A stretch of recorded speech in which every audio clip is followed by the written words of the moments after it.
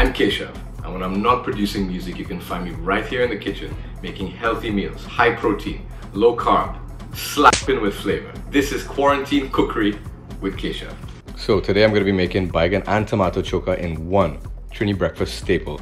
I'm going to be doing it in a traditional way with some futuristic methods. Basically, you're going to need half a head of garlic, some ginger, 2 medium or 1 large onion, a couple of Scotch bonnets or habanero, or in this case Congo peppers, a bunch of tomatoes, a bunch of baigan or eggplant or aubergine or Baigan in Hindi, and some olive oil and a masher.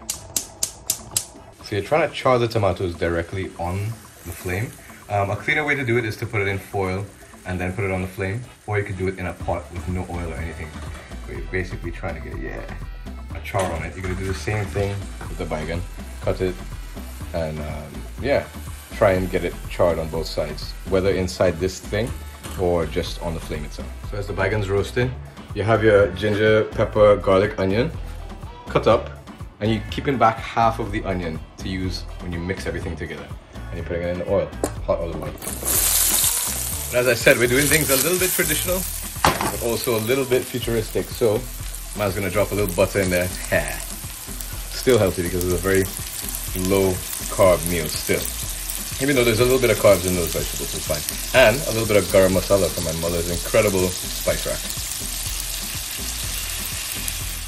Then basically take off the fire, throw in the tomatoes and the baigan and start mashing it. And at this point, you can actually throw in the raw onion, add some salt, and that is done, fam. Tomato and Baigan Choka all in one, spicy, smoky, quick. And you could have it with just about anything. Preferably sada roti, but whole wheat. Keeping it low carb, you know?